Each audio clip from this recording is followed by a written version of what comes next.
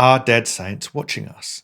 A lot of people would like to believe that they are, and there's a peculiar verse in Hebrews that on the surface can seem to indicate that maybe that is what's going on. It says in Hebrews chapter 12, verse 1, "Therefore, since we are surrounded by such a great cloud of witnesses, let us throw off everything that hinders and the sin that so easily entangles, and let us run with perseverance the race marked out for us." Now, if many of the blog posts and YouTube videos discussing this verse are to be believed, this great cloud of witnesses is made up of dead saints who have gone to heaven before us, who are watching us from heaven, and maybe even praying for us. Now, I've said multiple times that I don't believe that anybody goes to heaven when they die. I think the Bible is clear that heaven is not the final destination for Christians, and I would argue it's not a place for an intermediate state either. A lot of verses that people want to use to suggest that, the Bible says we go to heaven when we die. It's not really saying that, and this is one of those verses. And there are two key words that bring confusion in this verse: cloud and witnesses. What does it mean that they are a cloud of witnesses? First of all, who is this cloud of witnesses? Well, at the beginning of the verse, it says, "Therefore, since we are surrounded," meaning, hey, in light of what has just been written, therefore, since.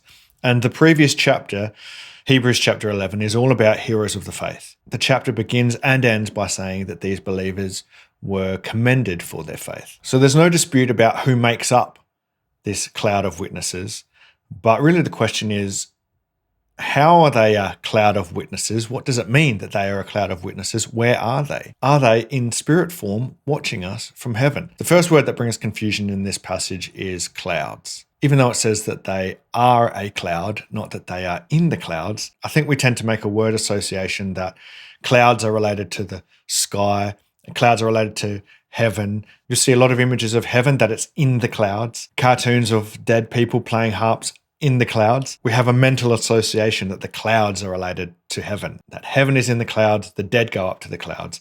So when we read they are a cloud of witnesses, I think we can interpret that as they are witnesses in the clouds. And that's the exact imagery from this video here that I found on YouTube, which is actually titled Heavenly Clouds Full of Witnesses. That's the name.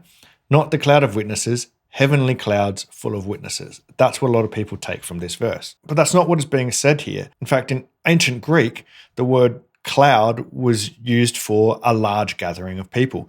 In the Dictionary of Biblical Languages, the entry for cloud says a large crowd. So this cloud of witnesses just means a large crowd of witnesses. The second and most important word that brings confusion in this verse is witnesses. Now, the problem is in modern language, we have two uses for the word witness, whereas in ancient times they only had one. The first way we use the word, and probably the way that comes to mind first for us when we hear the word witnesses, is a witness is somebody who sees something.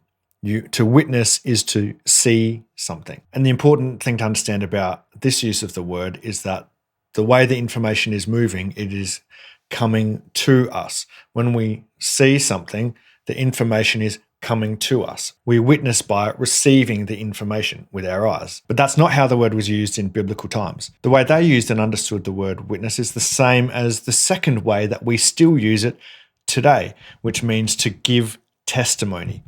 And it's often used this way in a legal setting. For example, if you have witnesses at a trial, yes, some of them will be considered eyewitnesses, meaning they are giving a testimony according to what they have seen, which is probably where the crossover comes between the two different forms of witness. But you don't have to have seen anything to be a witness in court. It's not just the people that say, I saw so-and-so commit this crime. A lot of witnesses are experts who give testimony according to their expert knowledge about evidence related to the case. And most of them didn't witness anything occurring. They are being a witness by providing testimony. Witnesses give testimony, often legal testimony. And we as Christians often use witness in this same kind of way of giving testimony as well. What do we call evangelizing?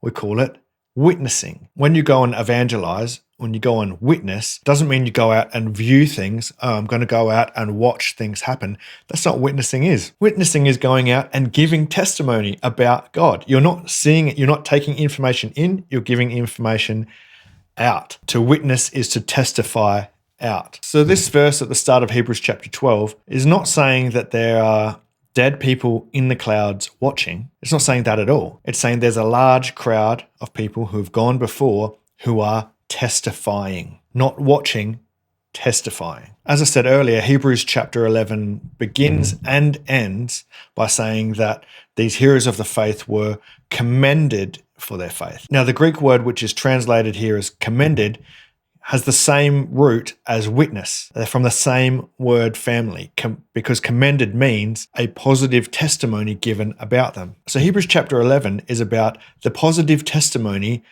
given about all these heroes of the faith. And then Hebrews chapter 12 begins by saying, therefore, since we have such a great crowd of testimonies of faith, let us run. It is not at all about saying the dead are watching us. This verse is saying, be encouraged by the testimony of all those who have gone before, who experienced hardships. You read chapter 11, it's all about how they overcame hardships, how they suffered, how they were persecuted, how they were even martyred, and yet they pressed on and they were commended for their faith. Let those testimonies be an encouragement to us.